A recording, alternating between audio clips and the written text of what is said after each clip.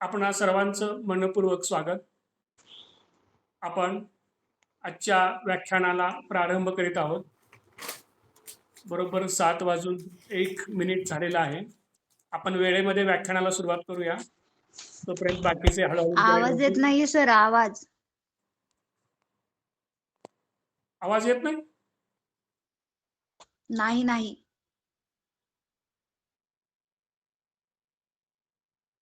बाकीच्यांना आवाज येतोय ऐकू माझा? आवाज ऐकू येतोय का? नाही. एक मिनिट.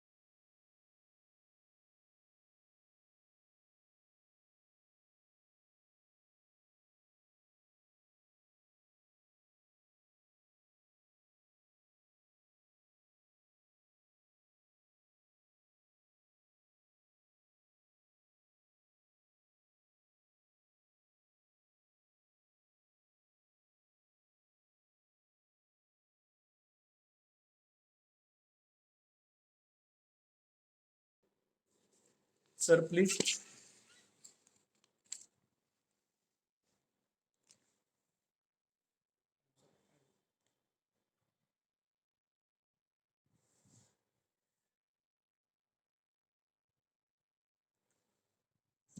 सगळ्यांना आवाज येतोय माझा?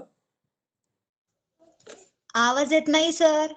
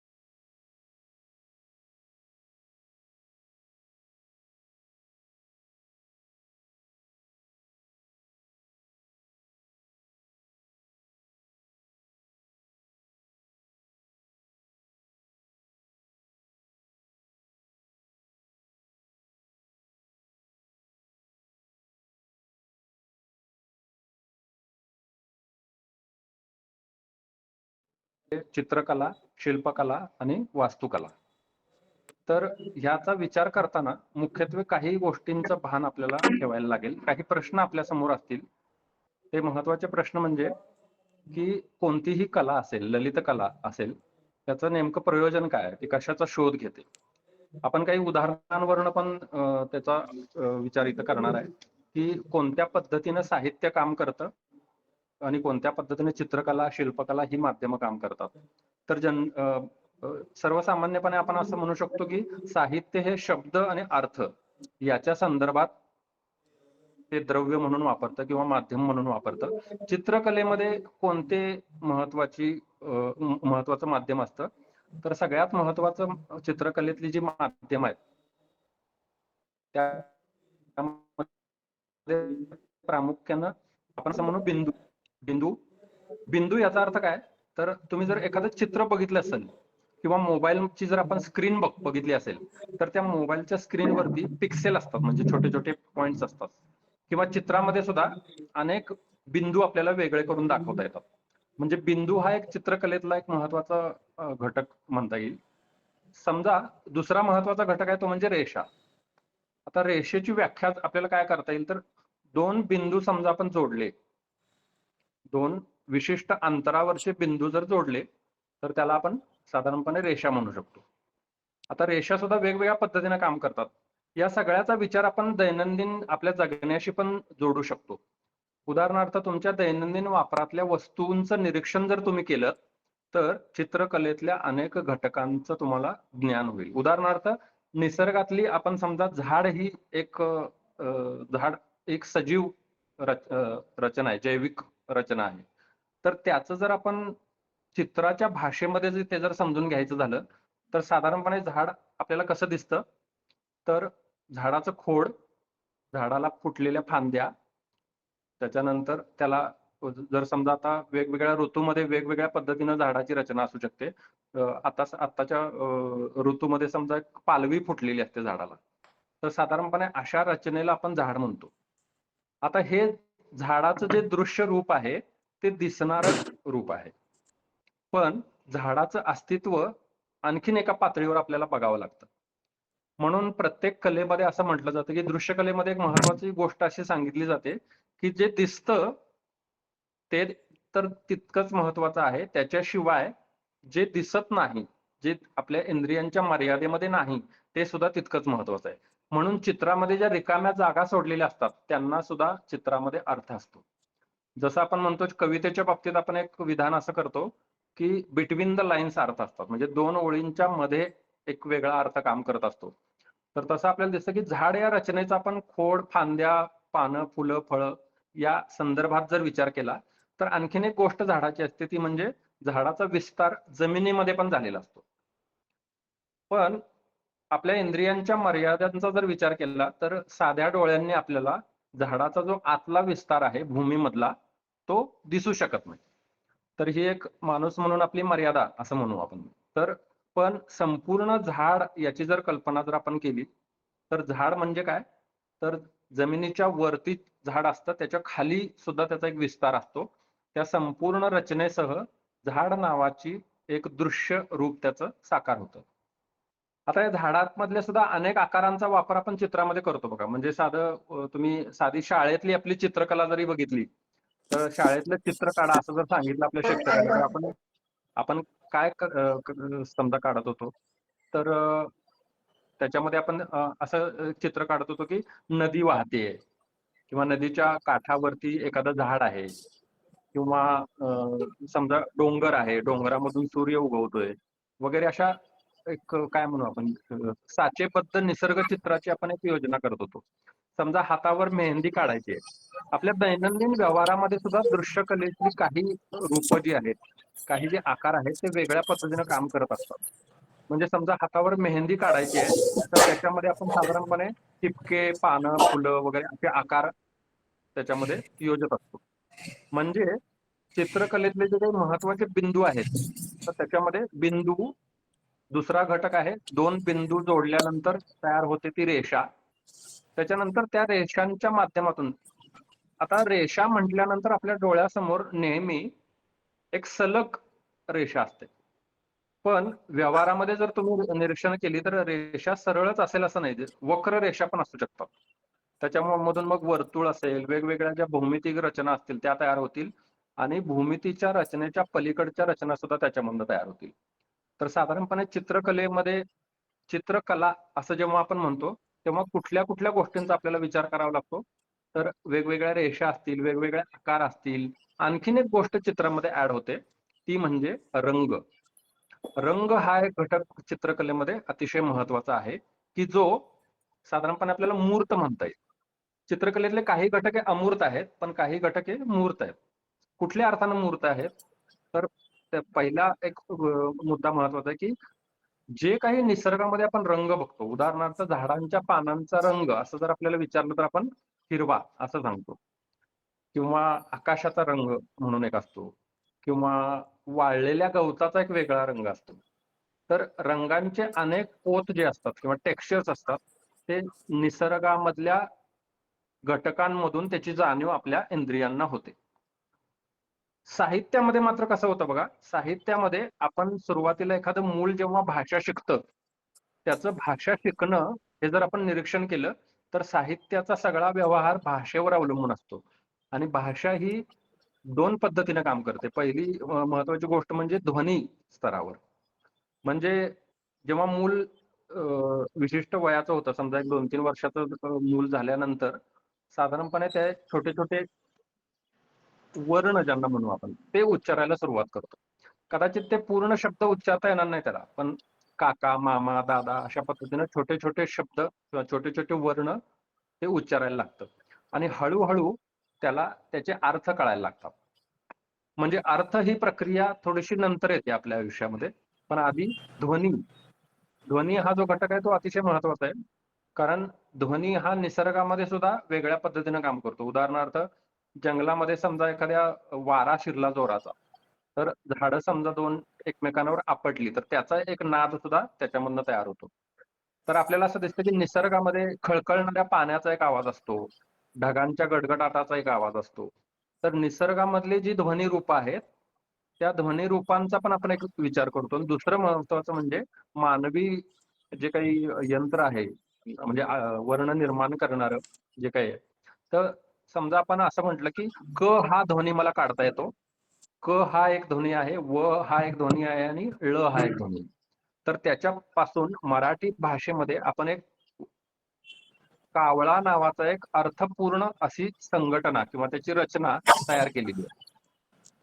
आता बघा, कावळामध्ये जे वर्ण आहेत त्याची अदलाबदल आपण केली, ळा व का असं जर आपण त्याची रचना केली तर त्याला काही अर्थ नाहीये.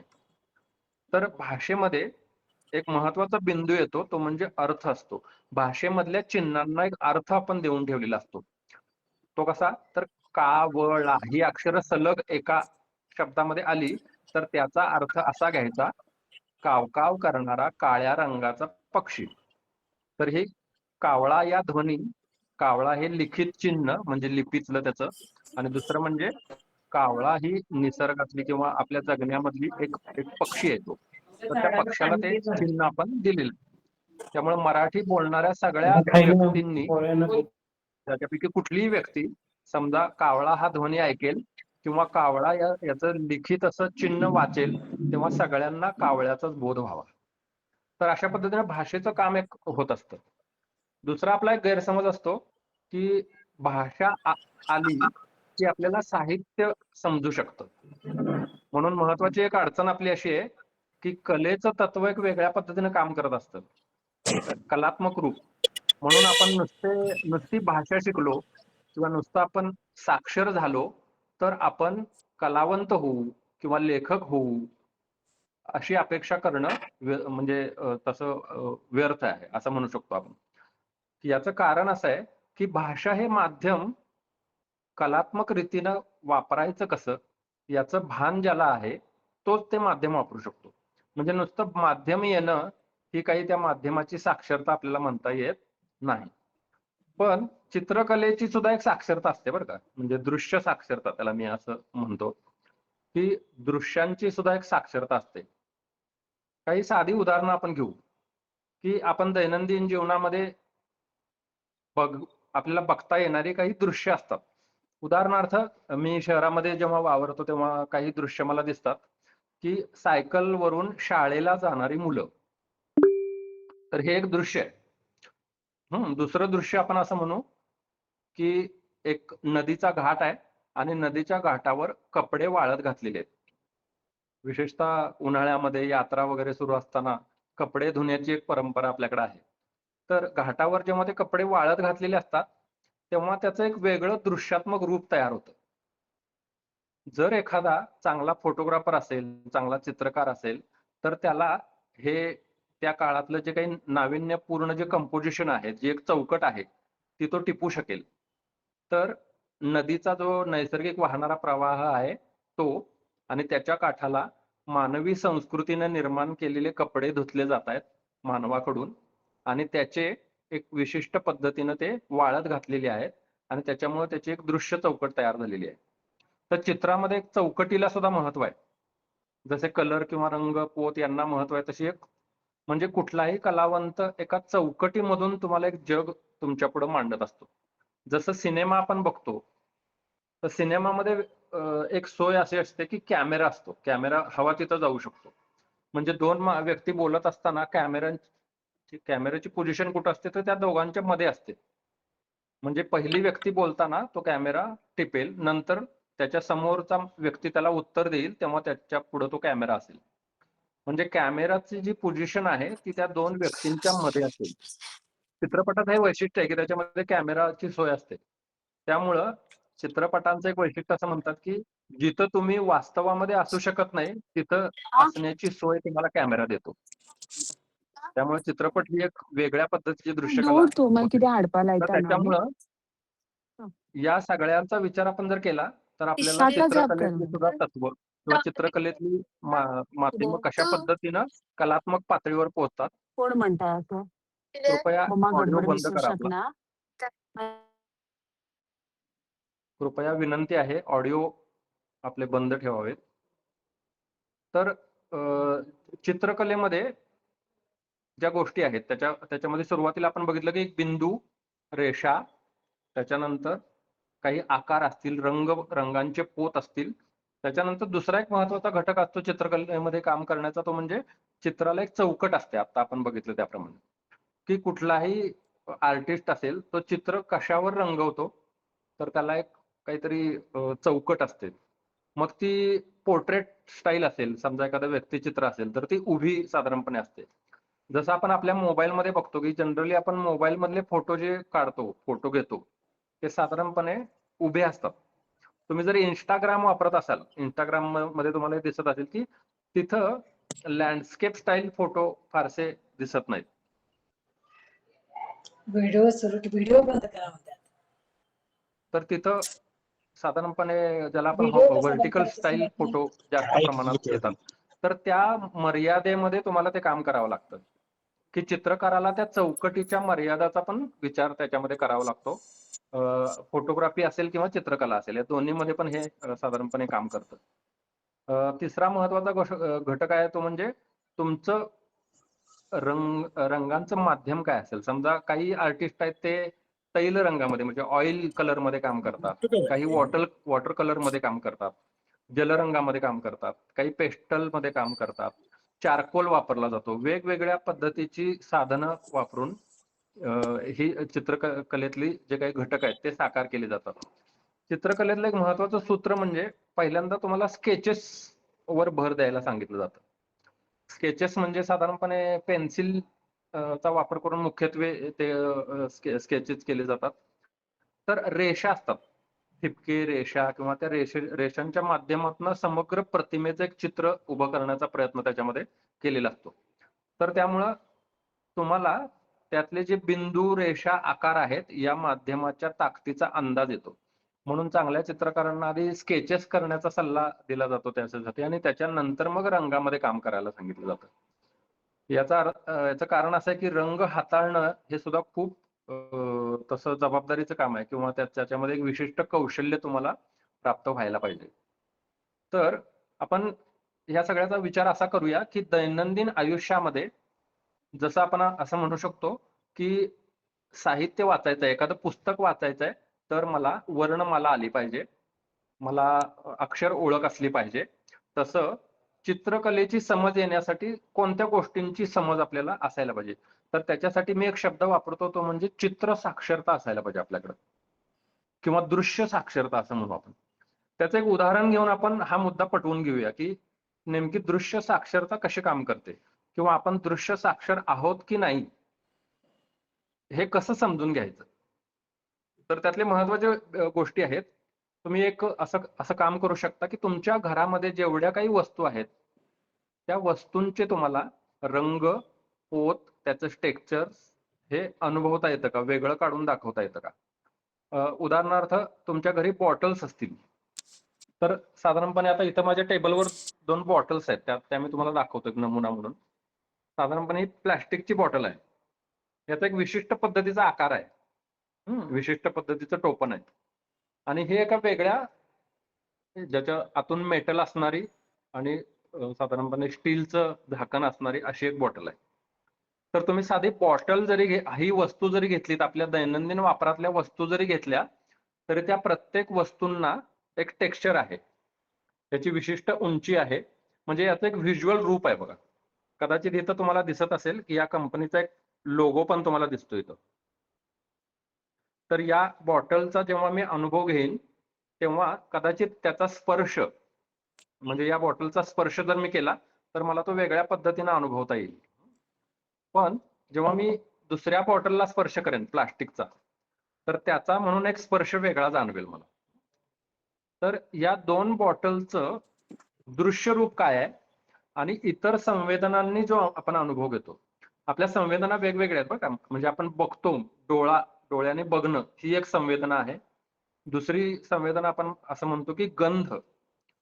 उदाहरणार्थ तुम्हाला असं जाणवत असेल, की पहिल्या पावसाचा जो म्हणून एक अनुभव असतो. पहिल्या पावसाचा जो अनुभव घेतला जातो, त्याच्यामध्ये ते पहिला पाऊस तप्त मातीवर पहिले थेंब जेव्हा पडतात, तेव्हा त्याच्यातून काही जीवाणू किंवा हे त्याच्यामध्ये उन्मिलित होतात आणि त्याच्यामधून एक गंध तयार होतो. त्याला आपण मृदगंध असं म्हटलं जातं. म्हणजे पहिल्या पावसाचा जर अनुभव तुम्ही सांगा किंवा तो व्यक्त करा, असं जर जेव्हा आपण म्हणतो, तेव्हा गंध जाणिवेचा पण आपण विचार करावा लागतो. पण आपण आपला सगळा विचार नेहमी कसा करतो? बघण्यामध्ये, म्हणजे काय दिसतं ह्याचाच फक्त विचार करतो. तर संपूर्ण एखाद्या प्रसंगाचा किंवा एखाद्या घटनेचा अनुभव या सगळ्या संवेदनांनी बनलेला असतो. उदाहरणार्थ गणेशोत्सवाचा अनुभव सांगा, असं जर मला तुम्ही सांगितलं, तर गणपतीचं एक दृश्य रूप असेल, म्हणजे दिसणारा गणपती असेल, तो कुठल्या रूपातला आहे किंवा कुठल्या प्रकारच्या रंगांमध्ये बनवलेला आहे, हे त्याचं एक दृश्य रूप असेल. दुसरी महत्वाची गोष्ट म्हणजे गणपतीच्या वेळेला समजा काही पूजा केली असेल, फुलं त्याला वाहिली असतील, तर त्याचा एक गंध पण असतो. तो सुद्धा त्याच्या अनुभवामध्ये, जसं पुस्तक वाचताना सुद्धा काही वाचक असे असतात, की त्या पुस्तकाचा एक गंध असतो, एक स्पर्शाची पण एक जाणीव असते, त्याचं एक टेक्स्चर असतं, पानांचं टेक्स्चर असतं. त्या सगळ्या अनुभवासह पुस्तकांचा अनुभव आपल्या स्मृतीमध्ये नोंदवलेला असतो. आपले सगळे अनुभव अशा पद्धतीनं बहुमितीय असतात किंवा बहुपैलू असतात. पण आपण मात्र विचार करताना जे दिसतं, डोळ्यांनी दिसणाऱ्या अनुभवांचाच प्रामुख्याने जास्त विचार करतो, ही आपली एक मर्यादा आहे. एक उदाहरण घेऊन आपण बघू, की कशा पद्धतीने व्हिज्युअल्स काम करतात. तुमच्यापैकी बऱ्याच जणांनी पाहिलं असेल असं उदाहरण आपण घेतोय. ते म्हणजे कावळा नाक्याला तारा राणी चा एक पुतळा आहे. सगळ्यांनी बघितला असेल माझ्या अंदाजानुसार. तर महाराणी ताराराणीचा जो पुतळा आहे, त्या पुतळ्याचं शिल्पकलेच्या दृष्टीनं म्हणजे दृश्यकलेच्या दृष्टीनं काय वैशिष्ट्य आहे किंवा त्याचा आपण कसा विचार करू शकतो एक कला म्हणून, दृश्य कला म्हणून. तर त्या शिल्पाकडे जर तुम्ही बघितलं, तर त्याचे 3 ठळक भाग दिसतात. 3 स्तर दिसतात त्या शिल्पामध्ये. पहिला जो स्तर आहे, तो आहे घोडा. म्हणजे महाराणी ताराराणी ज्या घोड्यावर बसलेल्या आहेत, तर तो घोडा पहिल्यांदा दिसतो. दुसरी एक आपल्याला जाणीव होते, की तो घोडा 4 पायांवर नाहीये. तर पहिले 2 पाय जे आहेत ते वरती केलेले आहेत. म्हणजे 2 पायावर उभा असणारा घोडा हे त्या पुतळ्याचं एक मुख्य वैशिष्ट्य आहे. दुसरा स्तर त्या शिल्पाचा असा आहे की त्या घोड्यावर बसलेली एक मानवी आकृती किंवा एक माणूस म्हणजेच महाराणी ताराराणी आणि सगळ्यात शेवटी त्यांच्या हातात असणारी तलवार आणि त्याचं टोक. तर जेव्हा मी असं विचारतो की ताराराणीच्या पुतळ्याचं समग्र व्हिज्युअल रूप काय असेल किंवा दृश्यात्मक रूप काय असेल, तर या 3 स्तरांवरून ते मोजलेलं गेलेलं असलं पाहिजे. म्हणजे त्याच्यामध्ये एक संतुलन दिसतं की घोड्याचं 2 पायावर उभं असण्याचं एक बॅलन्स आहे, एक संतुलन आहे. दुसरं म्हणजे एक ऐतिहासिक दृष्ट्या महत्वाच्या व्यक्तीचं ते शिल्प आहे आणि सगळ्यात शेवटी शस्त्र आहे. म्हणजे ते एका वीरश्री युक्त अशा व्यक्तीचं शिल्प आहे. तर ते वीरश्रीचा जो सर्वोच्च बिंदू आहे तो त्या तलवारीच्या टोकापर्यंत पोहोचतो. म्हणजे या शिल्पाचा जर आपण अभ्यास करायचा म्हटलं शिल्पाच्या दृष्टीने दृश्यकलेच्या संदर्भामध्ये, तर या 3 स्तरांवर काम आपल्याला करावं लागतं. दुसरी महत्वाची एक गोष्ट मला या ठिकाणी सांगायची आहे, ते म्हणजे तो पुतळा म्हणजे नुसता सर्वसाधारण पुतळा नाहीये, तर इतिहासामधल्या एका व्यक्तिरेखेचं संक्षिप्त असं जीवनाचं चरित्रच आहे. म्हणजे तो पुतळा म्हणजे नुसता एक साधासुधा पुतळा नाहीये, तर इतिहासात मधल्या एका क्षणाला जणू काही फ्रीज केलेलं आहे. जसं लहान मुलं खेळामध्ये स्टॅच्यू करतात बघा आणि एक क्षण असा फ्रीज होतो. तर तसं एक ऐतिहासिक क्षण त्या पुतळ्याच्या रूपानं तिथं स्थिर करून ठेवलेला आहे. म्हणजे जेव्हा जेव्हा कुणी त्या पुतळ्याकडे पाहिल तेव्हा तेव्हा तो सगळा इतिहास त्या एका स्थिर स्वरूपामध्ये तिथं गोठवून ठेवलेला आपल्याला दिसेल. म्हणजे पुतळा हे आपल्या इतिहासाचं असं एक स्थिर असं स्मरण आहे. म्हणजे एक लक्षात घ्या की जरी पुतळा या गोष्टीमध्ये एक शिल्प काम करत असलं तरी सुद्धा त्याचं माध्यम आपल्याला व्यापक स्तरावर इतिहासाकडे बघण्याची एक वेगळी दृष्टी सुद्धा देऊ शकतं. असं प्रत्येक माध्यमामध्ये आपल्याला दिसतं. आणखीन काही आपण गोष्टी घेऊया की जेणेकरून आपण दृश्यांचा विचार व्यवस्थित करतो दैनंदिन आयुष्यामध्ये, तर ते जाणवतं. सध्या कोल्हापूर शहरामध्ये मोठमोठी बांधकामं होत आहेत सगळीकडे. म्हणजे बांधकामांचं प्रमाण खूप जास्त प्रमाणात वाढलेलं आहे. तर एक दृश्य माझ्या बघण्यामध्ये नेहमी येतं ते म्हणजे सिमेंट मिक्सचर असतो बघा. एक ट्रॅक्टर असतो आणि त्या ट्रॅक्टरला जोडलेलं सिमेंट मिक्सचरचं मशीन असतं आणि त्या मशीनवरच बसलेले मजूर असतात. मी गेल्या 2-3 महिन्यांमध्ये गेल्या 6 वर्षभरामध्ये म्हणू शकतो आपण, या काळामध्ये या शहरामधलं बघितलेलं हे एक महत्वाचं दृश्य आहे की ते सगळे मजूर त्या सिमेंट मिक्सचरवरती बसून शहरामधल्या एका ठिकाणावरून दुसऱ्या ठिकाणी एरझऱ्या घालतायत. आता ह्या दृश्याचा जेव्हा मी दृश्य कलेच्या संदर्भामध्ये विचार करतो तेव्हा माझ्या काय लक्षात येतं, तर हे प्रातिनिधिक दृश्य आहे या शहरामधलं. तर त्याच्यामध्ये काय आहे, तर शहर कूस बदलतंय, शहरामध्ये एक स्थित्यंतर घडतंय. म्हणजे काय घडतंय, शहरामधल्या जुन्या इमारती जाऊन मोठमोठे कॉम्प्लेक्सेस किंवा मोठमोठ्या इमारती उभ्या राहत आहेत आणि जुन्या शहराचा जो काही नकाशा आहे, जुन्या शहराचं जे दृश्य रूप आहे, काही काळाच्या पूर्वी जिथं बैठी घरं होती, छोटी छोटी टुमदार घरं, तिथं आता मोठमोठे अपार्टमेंट्स उभं राहण्याची प्रोसेस सुरू आहे. तर हे एका शहराचं बदलणारं जे स्थित्यंतर आहे त्याचं एक बोलकं रूप मला रस्त्यावर सतत वाहताना दिसतंय. कशाच्या रूपानं? ट्रॅक्टर आहे, ट्रॅक्टरला जोडलेलं सिमेंट मिक्सचर आहे आणि त्याच्यावर बसलेल्या मानवी आकृती आहेत. मी त्याचे काही फोटोग्राफ्स पण काढून ठेवलेले आहेत माझ्यासाठी. तर आता हे दृश्य सगळ्यांनीच बघितलं असेल. सगळ्यांनी बघितलेलं दृश्य जरी असलं तरी या दृश्यामध्ये अनेक अशा हिडन जागा आहेत, ज्याला आपण साहित्याच्या भाषेत बिटवीन द लाईन्स म्हणू, 2 ओळींमधला अर्थ. तर हे दृश्यरूप कशाचं आहे, तर या सगळ्या इमारती बांधण्यामधले जे अदृश्य हात आहेत ते कुणाचे आहेत? त्या कामगारांचे.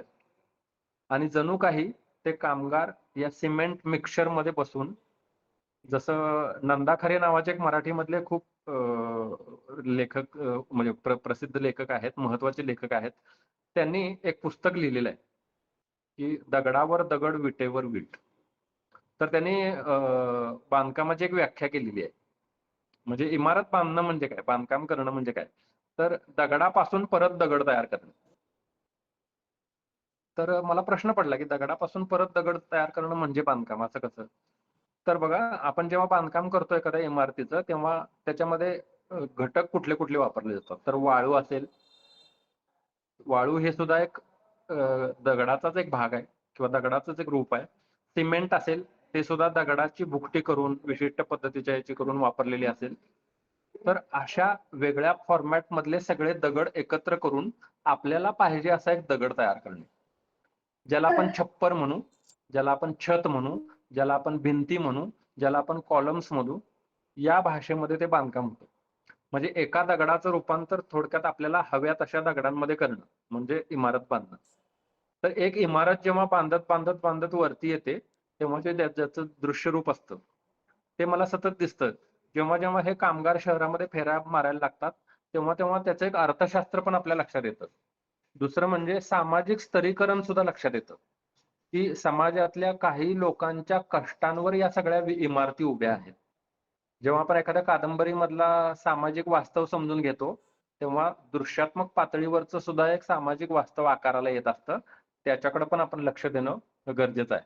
तर त्याच्यामुळं असं म्हणायची काही गरज नाही, की दृश्य म्हणजे फक्त छान छान दृश्य बघणं, नदी किनारी जाऊन, समुद्र किनारी जाऊन सूर्यास्त बघणं किंवा छान फुलांची चित्र काढणं, एवढ्याच मर्यादित पातळीवर दृश्यकला काम करत नाही. तर दृश्यकलेमध्ये एका चित्रामध्ये अख्खं एक एखादं पुस्तक सुद्धा सामावलेलं असू शकतं. त्याचे एक चांगलं उदाहरण म्हणून मला चार्ली चॅप्लिनचे सिनेमे, जे सगळ्यांना माहिती असतील, असं एक उदाहरण घ्यायचं म्हणून मी घेतोय. तर चार्ली चॅप्लिनचा एक सिनेमा आहे, तुम्ही सगळ्यांनी पाहावा असं मला वाटतं. तो म्हणजे मॉडर्न टाइम्स. मॉडर्न टाइम्स नावाचा चार्ली चॅप्लिनचा सिनेमा आहे, जो कशावर भाष्य करतो, तर औद्योगिक क्रांतीनंतर माणसाचं जगणं कसं यंत्रवत झालं याच्यावर भाष्य करणारा चित्रपट आहे. या चित्रपटाचं वैशिष्ट्य असं की चार्ली चॅप्लिन त्याच्यामध्ये कुठल्याही प्रकारच्या शब्दाचा वापर करत नाही. पूर्णपणे व्हिज्युअल सिनेमे आहेत ते, म्हणजे मुकपट ज्यांना म्हटलं जातं. दुसरी एक महत्वाची गोष्ट म्हणजे ते ब्लॅक अँड व्हाईट मध्ये आहे. म्हणजे त्याला त्याला कलर टेक्स्चर नाहीये. कलर मधनं जे काही ऍडिशन्स होतं दृश्यात्मकतेमध्ये ते नाहीये. त्याच्यामध्ये एक दृश्य माझ्या मनावर आजही कोरलं गेलेलं आहे मॉडर्न टाइम्स मधलं, जे आपल्याला दृश्यकलेच्या संदर्भामध्ये एक महत्वाचं विधान म्हणून इथं उदाहरण म्हणून वापरता येईल. ते म्हणजे चार्ली चॅप्लिन एका कारखान्यामध्ये काम करतोय. औद्योगिक क्रांतीनंतरची सगळी ती अवस्था आहे. तर एक मजूर म्हणून कन्व्हेयर बेल्ट आहे, म्हणजे एक उत्पादन एका बेल्ट मधून वाहत वाहत येतं आणि प्रत्येक कामगाराकडं वेगळं काम असतं. म्हणजे एका कामगाराकडे समजा एक नट बोल्ट आवळायचं काम असेल, तर तो तेवढेच नट आवळून ते पुढे जाईल ती वस्तू, आणि त्याच्या पुढचं जे काम असेल त्या कन्व्हेयर बेल्ट मध्ये पुढचा जो मजूर आहे ते पुढचं काम करेल. अशा पद्धतीने ते सतत वाहत असतं. तर चार्ली चॅप्लिनकडे काम असतं ते म्हणजे नटबोल्ट आवळणं. आता जेव्हा आपण तो सिनेमा बघतो तेव्हा त्याचं चार्ली चॅप्लिनचं एक व्यक्तिमत्व आपल्या सगळ्यांना माहिती आहे. साधारणपणे विनोदी पद्धतीचं किंवा खेळकर असं एक व्यक्तिमत्व आपल्या लक्षात येतं आणि तो तिथं काम करतोय. तर ते नटबोल्ट आवळताना त्याच्या शरीराची पण एक गती आहे, शरीराच्या हालचाली आहेत, त्या नटबोल्ट आवळण्याशी एकरूप झालेल्या आहेत. म्हणजे जणू काही नटबोल्ट आवळण्याची जे जे काही काम आहे, रुटीन काम आहे, त्याच्याशी तो एकरूप झालेला आहे. आणि त्याचं एक विशिष्ट नृत्य होतंय त्याच्यातनं. नटबोल्ट आवळताना त्याचं, तुम्ही तो सिनेमा बघितल्यानंतर लक्षात येईल. एका क्षणी असं होतं, की एका विशिष्ट पद्धतीची जी औद्योगिक क्रांतीमध्ये एक महत्वाचं मूल्य असं मानलं जातं, की अधिक उत्पादन करा, अधिक प्रोडक्शन करा. याचा एक महत्वाचा भाग म्हणून त्या बेल्टचं स्पीड वाढवलं जातं.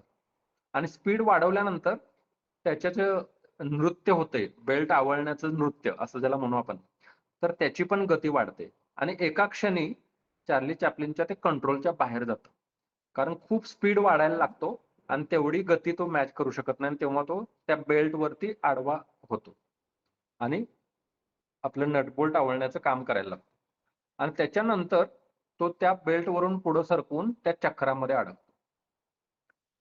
म्हणजे हे थोडंसं वरवर पाहता हे विनोदी दृश्य वाटू शकेल, पण त्याच्यामध्ये आतमध्ये कारुण्य आहे, की एका औद्योगिक क्रांतीच्या एका कचाट्यात सापडलेला माणूस, मानवी एक व्यक्ती आहे, ती या सगळ्या गतीला सामोरी जाताना त्या सगळ्या यांत्रिकीकरणामध्ये त्या चरकामध्ये सापडलेली आहे आणि त्या यांत्रिकीकरणाच्या चक्रामध्ये सापडून एक माणूस एक वस्तू कसा होतोय. आपण या चर्चेच्या शेवटी एक दोन कवितांचं मी वाचन करणार आहे ज्याच्यामधनं व्हिज्युअलचा कसा वापर केलेला असतो. चांगला साहित्यिक आणि चांगला दृश्य कलाकार हे व्हिज्युअलचा कसा वापर करतात त्याचं एक उदाहरण म्हणून ते बघता येईल. मराठीमध्ये अरुण कोल्हटकर नावाचे कवी आहेत जे कमर्शियल आर्टिस्ट आहेत. म्हणजे त्यांचं चित्रकलेमध्ये पण एक कमर्शियल आर्टमध्ये सुद्धा एक महत्वाचं काम आहे आणि साहित्यातलं काम आपल्याला माहितीच आहे. एक आंतरराष्ट्रीय पातळीवरचे एक महत्वाचे कवी म्हणून आपण त्यांना ओळखतो. तर या दोन्हीचं एकत्रीकरण होऊन कोल्हटकरांच्या साहित्यामध्ये सुद्धा एक दृश्यात्मकतेचा अनुभव आपल्याला पाहायला मिळतो. तर मगाचा मुद्दा मला सांगायचा होता की चार्ली चॅप्लिननं हे सांगायचा प्रयत्न केला मॉडर्न टाइम्समध्ये की माणूस यंत्रांच्या अधीन होतोय आणि जणू काही यंत्रांच्या चक्रामध्ये अडकत चाललेला आहे. म्हणजे अक्षरशः पिळून निघतोय त्या चरकामधनं. याचं एक दृश्यात्मक रूप मॉडर्न टाइम्स मधनं चार्ली चॅप्लिन उभं करतो आपल्या समोर. तर चांगले जे कलाकार आहेत, चांगले आर्टिस्ट आहेत, चांगले कलावंत आहेत, ते जगण्यामधला अनुभव एका दृश्यात्मक रूपामध्ये कसा व्यक्त करतात त्याचं एक उत्तम उदाहरण म्हणून आपण चार्ली चॅप्लिनच्या सिनेमांकडे पण पाहू शकतो ज्याच्यामध्ये दृश्यात्मकतेचा खूप सूक्ष्म असा विचार केलेला आहे. जसा साहित्यामध्ये आपण विचार करतो तसा. मगाशी मी अरुण कोल्हटकरांचा एक उल्लेख केला की मराठीमध्ये व्हिज्युअल पोएट्री ज्याला आपण म्हणू किंवा दृश्यात्मकतेचा अंश असणारी सत्वरूपाने असणारी कविता अरुण कोल्हटकरांची म्हणून ओळखली जाते. तर त्यांच्या दोन कविता मी घेणार आहे. या कविता याच्यासाठी घेणार आहे की आपण साहित्याचा जेव्हा विचार करतो दृश्यकलेच्या संदर्भामध्ये तेव्हा एका कवीची वाङ्मयीन दृष्टी जगण्यातल्या दृश्यात्मकतेला कसा अर्थ देते आणि दुसऱ्या बाजूला एक दृश्यात्मक अनुभव साहित्यामधून व्यक्त कसा होतो अशी दोन उदाहरणं आपण बघणार आहे. पहिली कविता आहे सगळ्यांना माहिती असणारी कविता निवडावी असं मी ठरवलं त्याच्यामुळं तुम्हाला सगळ्यांना माहिती असलेली अशी कविता आहे ती म्हणजे वामांगी. बघा ह्या शब्दांचा जरी अर्थ आपण केला तर याच्यामधली दृश्यात्मकता लक्षात येते. वामांगी या शब्दाचा अर्थ काय. पहिली गोष्ट वामांगी हे हा जो शब्द आहे तो आपल्या एका दैवतासाठी म्हणजे आपल्या एका रखमाईसाठी वापरला जातो. दुसरी गोष्ट वामांगी या शब्दाची जर आपण फोड केली तर दोन शब्द दिसतात. वाम आणि अंगी. वाम याचा अर्थ डावा, अंगी डाव्या अंगाला असणारी. म्हणजे रखमाईचं स्थान हे कशावर आधारित आहे तर ती विठ्ठलाच्या डाव्या हाताला उभी आहे. तिचं स्वतंत्र अस्तित्व काही नाहीये. ती केवळ विठ्ठलाच्या संदर्भातच तिचं महत्व आहे. म्हणजे आपला समाज जो आहे पुरुष सत्ताक त्या पुरुष सत्ताक समाजाचं एक प्रतिरूप म्हणून वामांगी हा शब्द व्हिज्युअली आपल्याला दिसतो. सगळे वारकरी पंढरपूरला कुणाच्या दर्शनासाठी जातात विठ्ठलाच्या जे निर्गुण निराकाराचं एक साक्षात रूप आहे. म्हणजे खरं तर हे अमूर्तच आहे. चित्रकलेमध्ये जे अमूर्तता काम करतात पण त्या अमूर्ततेला आपण सगुणामध्ये आणले म्हणजे साकार रूपामध्ये आणलं ते म्हणजे विठ्ठल. आणि रखमाईचं महत्व मात्र त्याच्यापेक्षा अजून तिसऱ्या स्थानावर आहे ते म्हणजे विठ्ठलाची पत्नी असणं. म्हणजे याच्यामध्ये एक सामाजिक स्टेटमेंट पण आहे की सामाजिक त्याच्यामध्ये एक विधान आहे. ते सामाजिक विधान या अर्थानं आहे की आपण आपल्यापैकी कुणी फार अपवादात्मक लोक असे असतील की जे रखमाईच्या दर्शनाला जातात पंढरपूरला. सगळेजण पंढरपूरला जाण्याची सगळी ओढ आहे पण पंढरपूरचा केंद्रबिंदू जो आहे तो विठ्ठल आहे. आणि विठ्ठलाचं दर्शन घेतल्यानंतर मग अनुषंगानं म्हणून मग रखमाईचं दर्शन. तर या वामांगी या शब्दामध्ये एक अख्खं मराठी कल्चर आणलेलं आहे हे लक्षात घ्या. एक व्हिज्युअल रूप आहे वामांगी रखमाई दिसे दिव्य शोभा. आपल्या अभंगामध्ये सुद्धा एक वेगळ्या पद्धतीने ते रूप आलेलं आहे वामांगी रखमाई दिसे दिव्य शोभा. तर हे भक्तिमय वातावरणामध्ये आहे म्हणजे वारकरी संप्रदायामध्ये त्याचं एक भक्ती रूप आपल्याला दिसतं. पण अरुण कोल्हटकर यांच्यासारखा आधुनिक कवी हे परंपरेतलं एक रूपक वेगळ्या अर्थाने या कवितेमध्ये वापरतो. म्हणजे बघा आपल्याला दिसणारं दृश्य विश्व कोणतंही असलं तरी कलावंत मात्र ते रूप वापरून नवीन आपल्या काळाला सुसंगत असा आशय मांडण्याचा प्रयत्न करत असतो. म्हणजे इथं चिन्ह व्यवस्था पारंपरिकच आहे. वामांगी हे आपल्या परंपरेचं एक रूप आहे. पण कवी आता जे मांडणार आहे, मी ती कविता वाचून दाखवतो तुम्हाला. कवी या कवितेतनं जे मांडू बघतोय तो आशय मात्र आधुनिक आहे. म्हणजे आता या दोन गोष्टींचा इथं संकर केलेला आहे बघा, ज्याला आपण परंपरा आणि नवता यांचा संकर असं म्हणू शकतो. तर आपल्या परंपरेतलं, आपल्या सांस्कृतिक विश्वातलं केंद्र असणारं एक प्रतीक वापरून कवी आपल्याला आधुनिक मूल्यांविषयी, आधुनिक जाणीवाविषयी, मानवांच्या नातेसंबंधाविषयी नंबर लिहून घे काहीतरी एक म्हणू दुसऱ्या बघतोय. फोनवर. मी ती कविता वाचून दाखवतो. बऱ्याच जणांना ती माहिती असेल. मी मुद्दाम माहिती असलेली एक कविता आणि थोडीशी अनोळखी कविता असे दोन सॅम्पल्स निवडलेले आहेत. तर वामांगीमध्ये एक दृश्य रूप सुद्धा आहे, हे लक्षात आपण घेऊन ही कविता वाचूया. आता या कवितेमध्ये काय आहे नेमकं, तर या कवितेमध्ये सुद्धा एक व्हिज्युअल आहे, एक नाट्य घडतंय. हो. जरा तुमच्या एक मोबाईल माणूस विठ्ठलाच्या दर्शनाला गेल्यानंतर काय होतं डिस्टर्ब याचं वर्णन या कवितेमध्ये आहे. म्हणजे जर आपण बघितलं तर हा कुणाच्याही आयुष्यातला एक दैनंदिन अनुभव म्हणून आपण वाचू शकतो. सुरुवातीला 92 कविता वाचून दाखवतो मी. 70 देवळात गेलो होतो मध्ये, 77 तिथं विठ्ठल काही दिसेना, रखमाय शेजारी नुसती वीट. आता व्हिज्युअल्स आहे बघा या कवितेचं, मध्ये मध्ये थोडंसं मी तुम्हाला अनालिसिस करून दाखवतो व्हिज्युअल्स कसे काम करतात. आता याची भाषा सुद्धा बघा दैनंदिन बोलण्यातली भाषा आहे. फार काही खूप प्रमाण भाषा वापरली आहे. दैनंदिन माणसं ज्या भाषेमध्ये बोलतील त्या भाषेत कविता बोलते. बरोबर आहे. देवळात गेलो होतो मध्ये, 92 तिथं विठ्ठल काही दिसेना. 61 आता विठ्ठल न दिसणं देवळात जाऊन सुद्धा त्याच्यामध्ये काहीतरी एंगेज एक येतो मला करता येते. वेगळेपण आहे बघा. म्हणजे अनुभवामधलं एक वैचित्र्य सुरुवातीलाच या कवितेमध्ये येतं. आपण त्याचं नाव वर दुसरं रखमाय शेजारी 10 वेळा नुसती वीट. रखमायच्या शेजारी नुसती वीटच आहे. काय ते भाषेवर मी म्हणालो राहिलं, आहे गडी. रखमाय तर रखमाय, कुणाच्या तरी पायावर डोकं ठेवायचं. आता इथं आपल्याला एक कल्चरल, ज्याला आपण एक धार्मिक महत्व म्हणू किंवा एक सांप्रदायिक शिस्त म्हणू, विठ्ठलाचं दर्शन घेण्याला आपल्याकडे जास्त महत्व आहे. पायावर डोकं ठेवणं हे नम्रतेचं, लीनतेचं, आपल्या अहंकार विसरण्याचं एक प्रतीक म्हणून आपण इथं वापरलंय.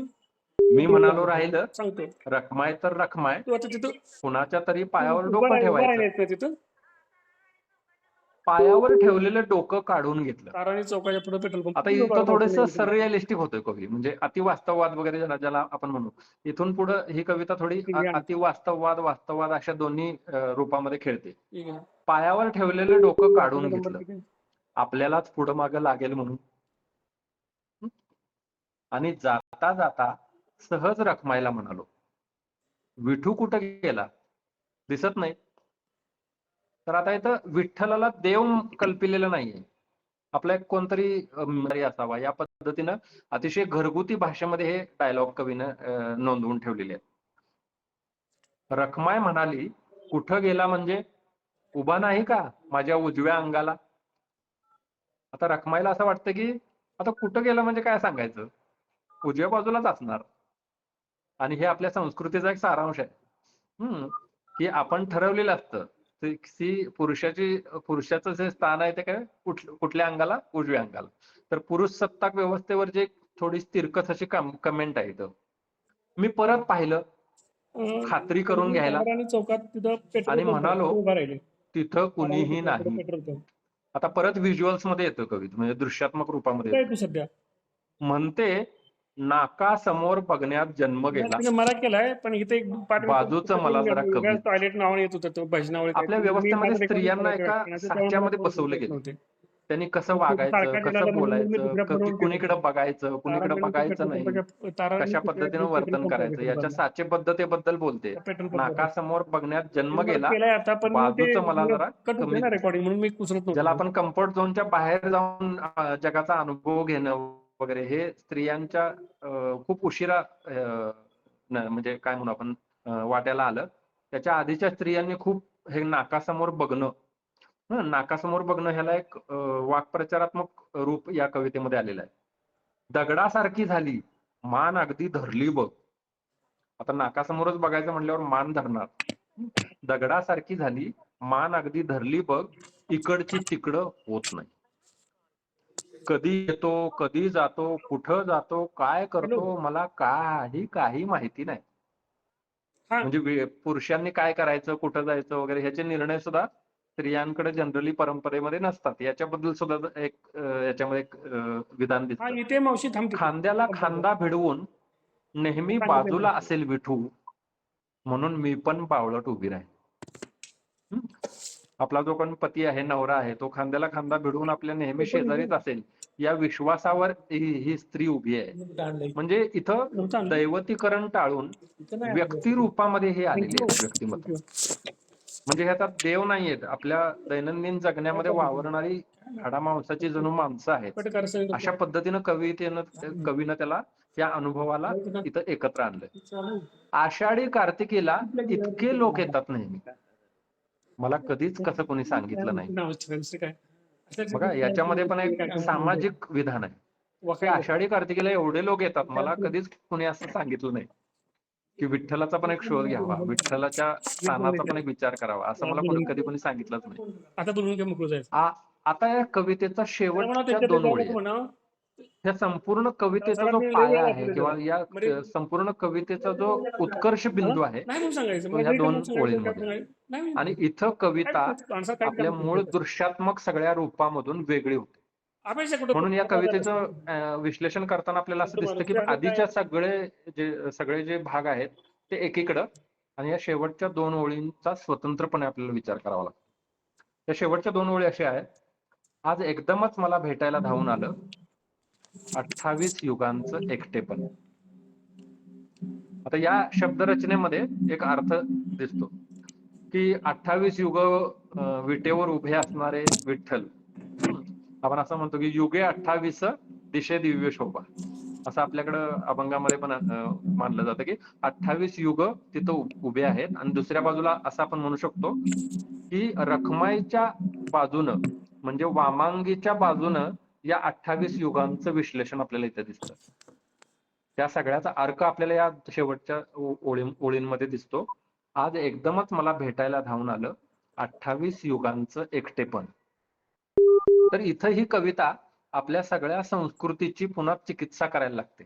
संस्कृतीची, सामाजिक सगळ्या व्यवस्थेची, सगळ्या आपल्या सामाजिक रचनेची चिकित्सा कवीने या निमित्ताने केलेली आहे. म्हणजे दृश्यात्मक रूप वापरून, दृश्यात्मकतेचा विचार करून साहित्य मूल्यांकडे सुद्धा ही कविता आलेली आहे. कोल्हटकरांचं वैशिष्ट्य असं आहे की साहित्यातलं शब्द माध्यम आणि दृश्यांमधल्या हालचाली, नाट्य या दोन्हींचा समन्वय आपल्याला या कवितेमध्ये असलेला दिसतो.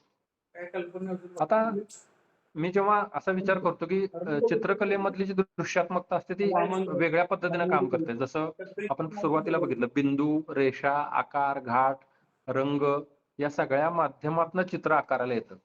आणि म्हणून तर आपण दैनंदिन आयुष्यामधली जी काही सगळी दृश्य असतात त्यांचे सगळ्यांचे जर आपल्याला पोत माहिती असतील, त्यांचे आकार माहिती असतील, त्यांचं टेक्स्चर माहिती असेल तर नक्कीच आपल्याला साहित्याच्या अभ्यासामध्ये सुद्धा त्याचा उपयोग करून घेता येतो.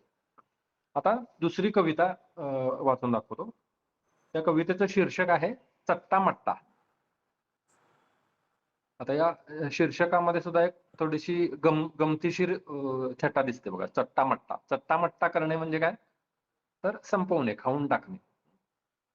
एक घास काऊचा होशील, एक चिवूचा, एक फडफडणाऱ्या पेपराचा. आता इथं आपल्या दैनंदिन ह्याच्यातलं आपल्या लोकसंस्कृतीत मधलं एक उदाहरण जे आहे, चिव काऊची गोष्ट, म्हणजे निरागसपणाचा भाव आपल्याला इथं दिसतो पहिल्या 2 ओळीमध्ये. एक घास काऊचा होशील, एक चिवूचा, एक फडफडणाऱ्या पेपराचा, स्टूल येईल तरसासारखं एकदम तिरकसून. आता इथं जसं मगाशी आपण असं म्हटलं की कोल्हटकर दैनंदिन सगळ्या सजीव सृष्टीचा एका वेगळ्या अतिवास्तवामध्ये रूपांतर करतात.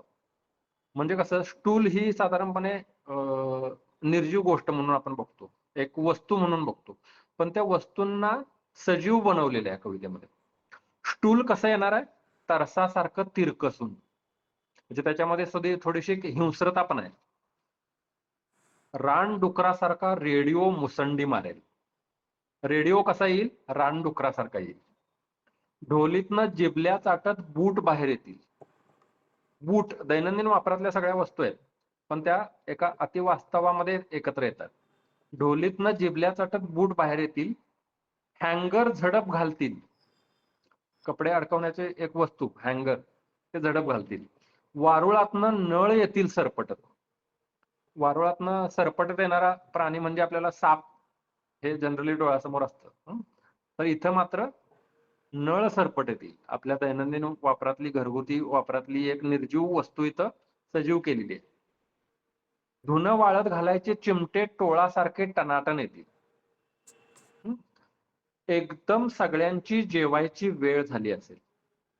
आता बघा, भूक लागणे ही गोष्ट कुणासाठी असते, तर सजीवांसाठी असते जनरली, ज्यांच्याकडे जीव आहे, ज्यांना भूक लागते अशा लोकांसाठी आहे. पण इथं या सगळ्या वस्तूंनाच भूक लागलेली असेल. एकदम सगळ्यांची जेवायची वेळ झालेली असेल, सगळ्यांनाच एकदम उपास सोडायचा असेल. उपास हे कल्चरल स्टेटमेंट म्हणून वापरले. उपास करणं हे मराठी संस्कृतीचा एक भाग म्हणून इथं येतं. थांब तरी कुणाला म्हणशील, बघता बघता वस्तूंच्या रक्तात साखर होऊन जाशील.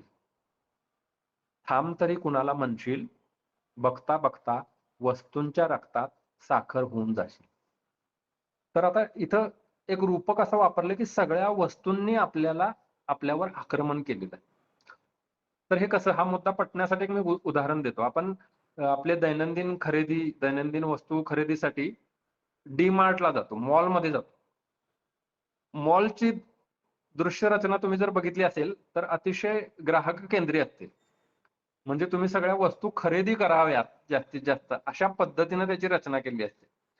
म्हणजे तुम्ही जर ऑब्झर्वेशन केलं तर मुलांच्या चॉकलेट्स कुठं असतात बघा, जिथं बिलिंग काउंटर असतं तिथं चॉकलेट्स वगैरे हे ठेवलेले असतं.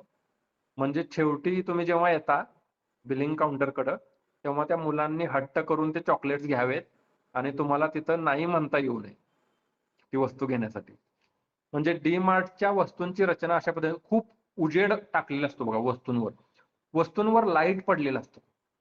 वस्तूंवर लाईट पडलेला असतो याचा अर्थ वस्तू सगळ्या तुम्हाला ठळकपणे डोळ्यामध्ये याव्यात अशा पद्धतीनं रचना केलेली असते. आणखीन बरेच व्हिज्युअल्स काम करतात तिथं. ते म्हणजे डिस्काउंटच्या रकमा मोठ्या लिहिलेल्या असतात, मोठ्या आकारामध्ये. 50% सूट, एकावर एक फ्री. दुसरी गोष्ट, वस्तूंची रचना सुद्धा अशा पद्धतीने असते की कुठला विभाग कुठल्या पद्धतीनं कुणीकडे ठेवायचा. म्हणजे घरगुती लागणाऱ्या वस्तू कुठं ठेवायच्या, त्याच्यानंतर कपड्यांचा सेक्शन कुठं ठेवायचा, कपडे ट्राय करण्याची ट्रायल रूम कशी ठेवायची, जेणेकरून त्या मॉलची रचना अशा पद्धतीने केलेली असते की तुम्हाला बाकीचे कोणी व्यक्ती दिसू नयेत, तर नुसत्या वस्तूच दिसत राहाव्यात. त्यामुळं मॉलमध्ये बऱ्याचदा असे सुद्धा प्रसंग होतात की माणसं हरवतात. खरेदीला गेलेली माणसं मॉलमध्ये हरवल्यासारखी होतात. याचं कारण सगळं लक्ष हे वस्तूंवर तुमच्या फोकस राहावं अशा पद्धतीनं त्याची रचना केलेली असते. आणि तुम्ही इथून जास्तीत जास्त वस्तू घेऊन घरी जा. घरी गेल्यानंतर आपल्या असं लक्षात येतं की डिस्काउंटच्या नावाखाली किंवा त्या सगळ्या उजेडाच्या नावाखाली आपण गरजेच्या नसणाऱ्या अशा वस्तू बऱ्याच घरी घेऊन आलेल्या आहेत. तुम्ही एक असा सर्वे पण करू शकता, आपल्या घरी वापरात नसलेल्या, गेल्या 2-3 महिन्यामध्ये वापरात नसलेल्या अशा किती गोष्टी आहेत याचं एक काउंट तुम्ही करू शकता. तर याचं सांगायचं एक कारण आहे की हा सगळा समाज आहे तो बाजार केंद्रीय आहे. आणि बाजार केंद्रीय व्यवस्थेमध्ये तुम्ही कोण आहात, तर तुमची पर्सनल आयडेंटिटी तिथं पुसून टाकलेली असते. तुम्ही फक्त तिथे ग्राहक आहात. म्हणजे तुमचं ग्राहक असणं हे तिथं अंतिम असतं मॉलमध्ये. तुम्ही कोणाचे भाऊ बहीण आई वडील कोणी नसता, तर तिथं तुमची आयडेंटिटी असते ग्राहक, आणि तुम्हाला वस्तूंनी ताब्यात घेतलेलं असेल. तर बघा, आजच्या जगण्यामध्ये दिसणारं हे दृश्य कोल्हटकरांनी जवळजवळ मला वाटतं 20, 25, 30 वर्षापूर्वी आधीच नोंदवून ठेवलेलं आहे. थांब तरी कुणाला म्हणशील, बघता बघता वस्तूंच्या रक्तात साखर होऊन जाशील. म्हणजे आपल्यावर आक्रमण करणारं हे जे काही वस्तूंचं विश्व आहे, त्या वस्तूंनीच जणू काही आपण गिळंकृत करून टाकलंय आपल्याला. या सगळ्या व्हिज्युअलचा उपयोग एका कवितेमध्ये, आणि या कवितेचं शीर्षक पुन्हा एकदा सांगतो, चट्टामट्टा. म्हणजे सगळ्या वस्तू विश्वानं एका सजीव विचार करणाऱ्या, मेंदू असणाऱ्या, मेंदू शाबूत असणाऱ्या एका प्राण्याला कसं आपल्या ताब्यात घेतलेलं आहे. तर याचं एक प्रतिकात्मक रूप मेटॅफर म्हणून कोलटकरांनी चट्टामट्टा या कवितेमध्ये काम केलेलं आहे. सांगायचा उद्देश इतकाच आहे, या 2 कविता घेण्याच्या मागचा माझा उद्देश आपण समजून घ्या, की जगण्यामध्ये जे व्हिज्युअल्स काम करतात, जगण्यामध्ये ज्या अनुभवांना आपण सामोरे जातो, त्याचा कलेच्या स्तरावर एखादा कलावंत कशा पद्धतीनं काम करतो. याचं कारण आहे, की हे सगळे अनुभव आपण सुद्धा घेतलेले असतात. म्हणजे मी पण घेतलेले असतात, तुम्हीही घेतलेले असतील. म्हणजे आपण सगळेजण महालक्ष्मीच्या मंदिरामध्ये जातो, अंबाबाईचं दर्शन घेतो. सगळ्यांचं लक्ष कशावर असतं? देवीच्या दर्शनावर. पण आपण कधीही तो आवार बघतो का? फुलांची एक गल्ली असते बघा. तिथल्या फुलांच्या गल्लीमधून जाताना येणारे गंध कधी अनुभवतो का? तिथले वास. किंवा तुम्ही जर महाद्वार रोडकडून जर अंबाबाईच्या मंदिरामध्ये आलात, तर तिथं एक वेगवेगळ्या वस्तूंची अशी मांडणी करून ठेवलेली दुकानं आहेत बघा. म्हणजे सोन्याच्या दागिन्यांचं समजा एक दुकान आहे. हळदी कुंकू विकणाऱ्यांचं एक दुकान आहे. समजा कोल्हापुरी चप्पल विकणाऱ्यांचं एक दुकान आहे. आणि त्या सगळ्यामधून एक व्हिज्युअल्स तयार होतात. तर अंबाबाईच्या मंदिराचा अनुभव ह्या सगळ्या गोष्टींच्या एकत्रित अनुभवात नसतो. त्याच्यानंतर आपण जेव्हा दरवाजातून आत जातो, तेव्हा मंदिराचं एका क्षणात होणारं दृश्यरूप दिसतं आपल्याला. पण बघा, आपली वृत्ती जर भाविकाची असेल, एखाद्या भक्ताची असेल, तर आपण ह्या सगळ्या गोष्टी आपल्या अनुभवातून वगळून टाकतो आणि फक्त देवीचं दर्शन, जाऊन तिथं दर्शन घेणे, एवढ्यापुरताच तो अनुभव मर्यादित करतो. पण त्या सगळ्या अनुभवासकट अंबाबाईच्या मंदिराचा अनुभव, तिथल्या सगळ्या शिल्पकला असतील, तिथले जे स्तंभ असतील, दीपस्तंभ असतील, या सगळ्यासह अंबाबाईच्या मंदिराचा अनुभव समग्रपणे आपल्याला घ्यावा लागेल. तर याचा अर्थ असा आहे, की कोणताही अनुभव असा सुटा नसतो. एकच एक सुटा नसतो. उदाहरणार्थ तुम्ही आपल्या लहानपणीच्या आजोळी घेतलेल्या अनुभवाबद्दल तुम्हाला लिहायला सांगितलं, तर त्याच्यामध्ये अनेक गोष्टी असतील. तुम्ही कुठल्या झाडाला झोके बांधलेले असतील, तिथला अनुभव असेल, नदीच्या पात्रातला अनुभव असेल, खेळण्यातले अनुभव असतील. म्हणजे स्पर्श, गंध, रस, दृश्य या सगळ्यांचा मिळून एक अनुभव आपल्या मनामध्ये तयार झालेला असेल आणि तो अनुभव मला वाटतंय दृश्य कलेतला एक महत्वाचा भाग म्हणून आपण ओळखतो. तर दृश्य कला याचा जेव्हा आपण विचार करतो, तेव्हा आपण हे भान ठेवायला पाहिजे, की प्रत्येक वस्तूचं एक टेक्स्चर आहे.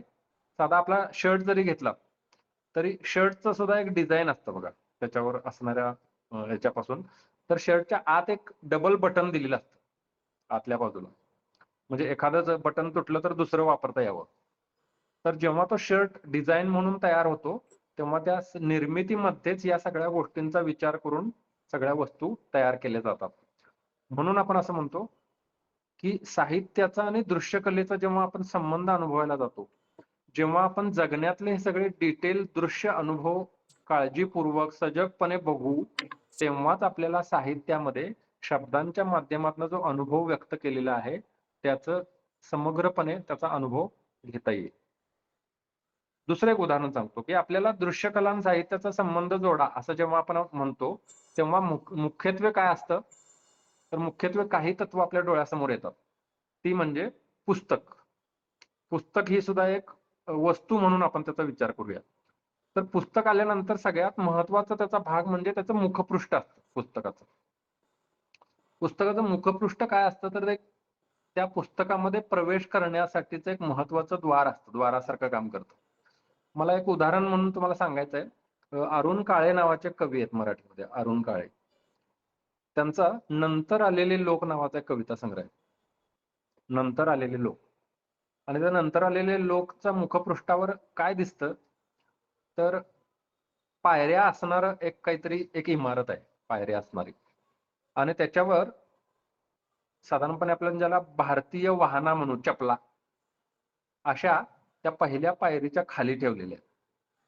आणि सगळ्यात वरच्या पायरीवर, त्या वरच्या स्टेपवर शूज आहेत, आधुनिक जे शूज म्हणतो आपण, लेस असणारे शूज आहेत.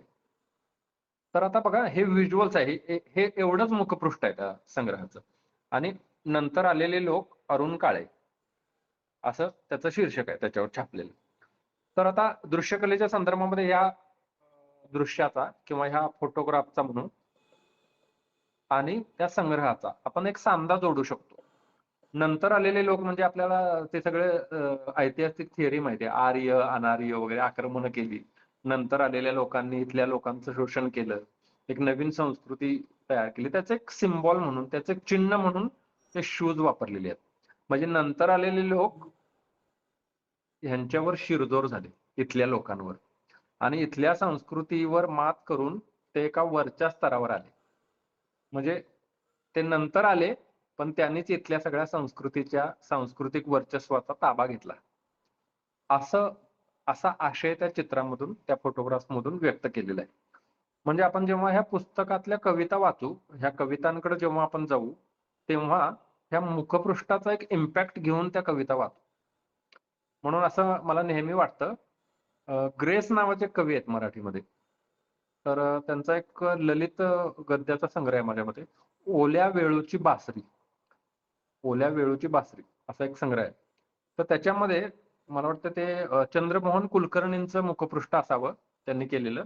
तर त्याच्यामध्ये ग्रेस यांची एक मुद्रा फक्त छापलेली आहे. साधारणपणे पेंटिंग आहे, त्यांचं पोर्ट्रेट आहे आणि त्या मुद्रेमध्ये साधारणपणे अशी रचना दिसते. ओल्या वेळूची बासरी.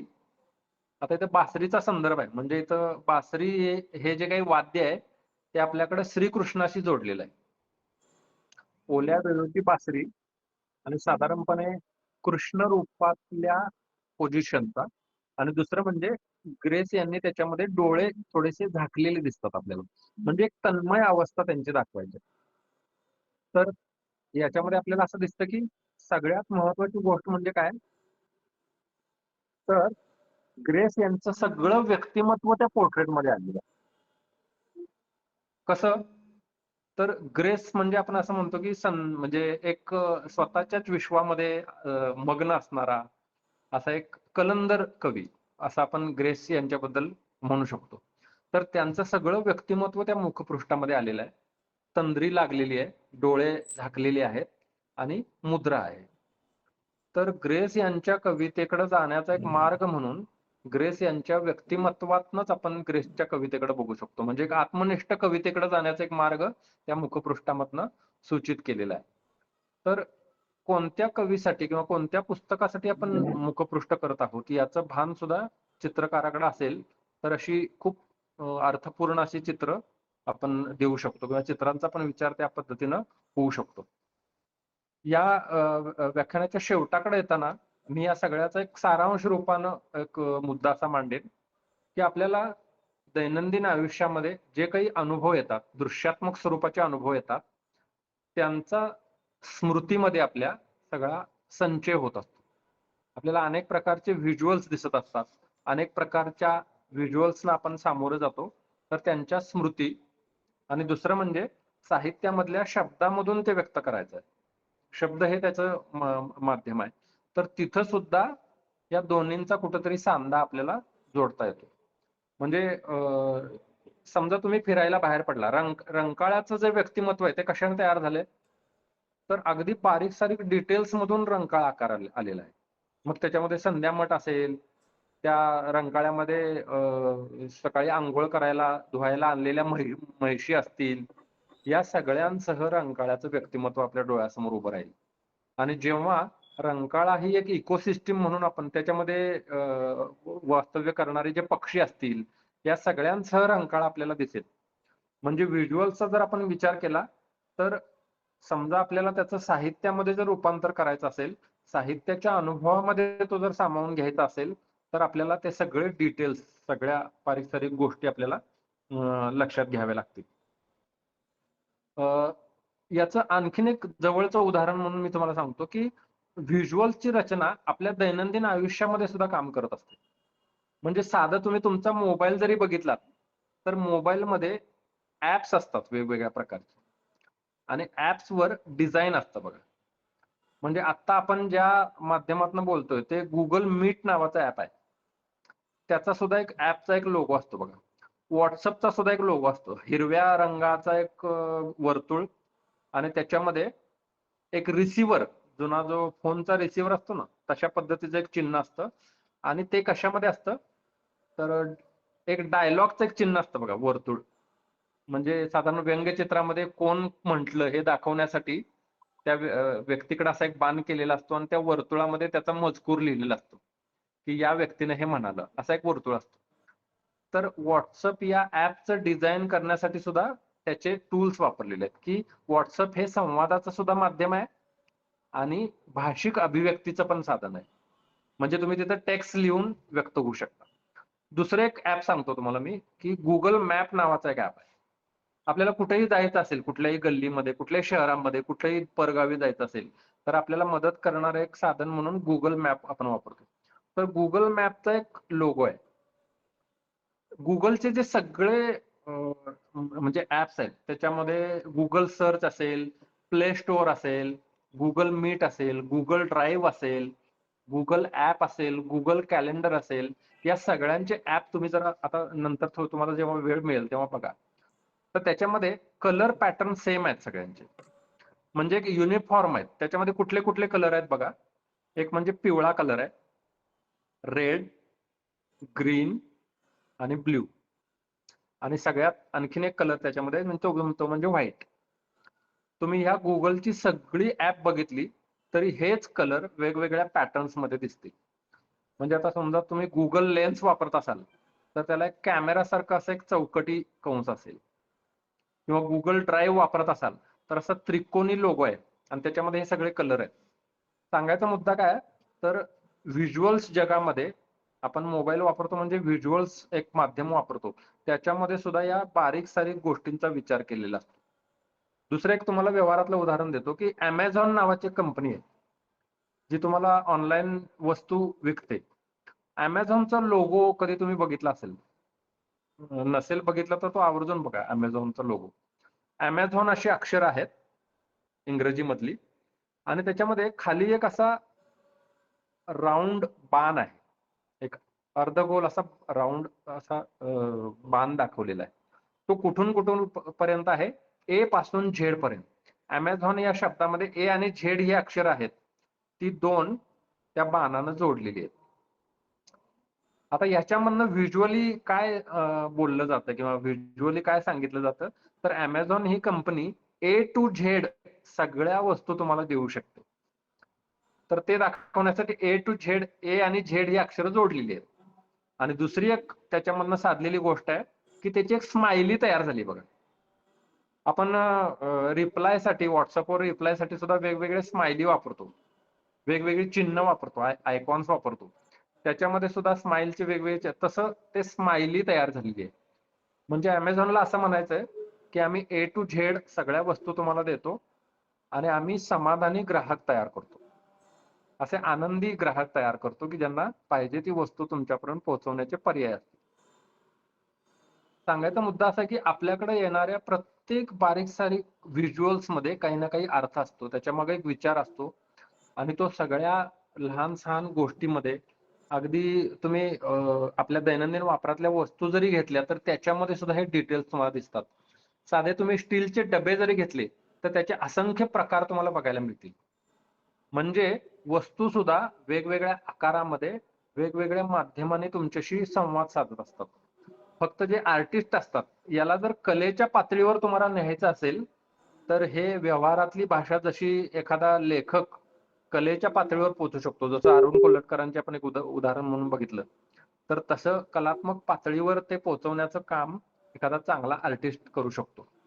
अरुण कोल्हटकरांची जी कविता आहे ती म्हणजे त्याच्या शेवटच्या ओळी अशा आहेत की नदीकाठचं गवत खाणाऱ्या म्हशीच्या दुधात माझ्या कवितेचा अंश सापडो. नदीकाठचं गवत खाणाऱ्या म्हशीच्या दुधात माझ्या कवितेचा अंश सापडो. या कवितेच्या शेवटाकडे येताना असं मी म्हणू शकतो, याच्यामध्ये दोन्ही गोष्टींचं मिश्रण आहे. साहित्य आणि दृश्यकला या दोन्हींचा जेव्हा आपण विचार करतो तेव्हा व्हिज्युअली पण एक विचार असा दिसतो की नदीकाठी गवत खाणारी म्हैस, आणि दुसरं म्हणजे या वास्तव अनुभवाचा वापर कवीनं मात्र एका वेगळ्या गोष्टीसाठी केलाय की दृश्य आणि साहित्य.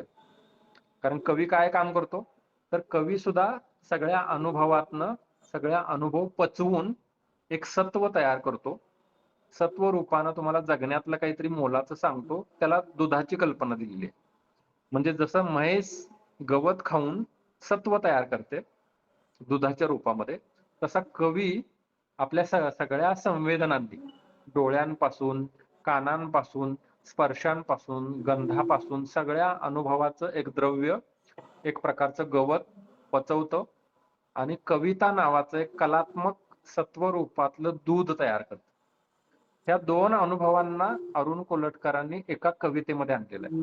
नदीकाठचं गवत खाणाऱ्या म्हशीच्या दुधात माझ्या कवितेचा अंश सापडो. ही कविता आणखीन एक गोष्ट सांगते, ती म्हणजे माझ्या कवितेमधनं असं काहीतरी एक मानवी यावं जसं मातृत्व असेल. दूध हे मातृत्वाचं एक प्रतीक आहे बरं का. ती मातृत्वाची, वात्सल्याची भावना आहे त्याच्यामध्ये. तर तसं कवी सुद्धा म्हणतात बघा, माझं अपत्य आहे कविता म्हणजे, माझं पुस्तक म्हणजे माझं अपत्यासारखं आहे. तर त्याच्या पद्धतीनं सुद्धा या कवितेकडे आपण बघू शकतो की एक अशी भावना आहे जी इटर्नल आहे, वैश्विक आहे. त्या भावनेकडे आपल्याला पोहोचवण्याचा प्रयत्न केलेला असतो. तर तशा सत्वरूपानं माझ्या कवितेमध्ये मानवी जगण्याचं काहीतरी सत्व उतरावं अशी प्रार्थना कवीनं या कवितेमधनं केलेली आहे. तर या सगळ्याचा जेव्हा आपण शेवटाकडे येतो तेव्हा असं लक्षात येतं की कोणत्याही साहित्यामधून आपण जगण्याच्या अनुभवांना अधिक सजगपणे सामोरं जातो. जेव्हा तुम्ही चित्रकला, शिल्पकला आणि जगण्यामधल्या अनेक दृश्यांचा बारकाव्यानं विचार करायला शिकता, तेव्हा आपसुकच साहित्याचा सुद्धा तुम्ही सूक्ष्मपणे आणि अधिक गांभीर्यानं विचार करू शकता. आणि म्हणूनच मराठी साहित्य किंवा मराठी भाषेचा अभ्यास करताना आपल्याला इतर ललित कलांचा सुद्धा फॉर्मचा, त्याच्या शक्तीस्थळांचा विचार करणं महत्वाचं आहे. मला वाटतं या ठिकाणी आपण हे विवेचन थांबवतोय. कुणाला काही शंका असतील तर आपण नंतर सुद्धा याचं विवेचन करू शकतो. धन्यवाद. धन्यवाद सर. प्राध्यापक श्रीराम मोहिते सरांनी सर आवाज येत नाहीये.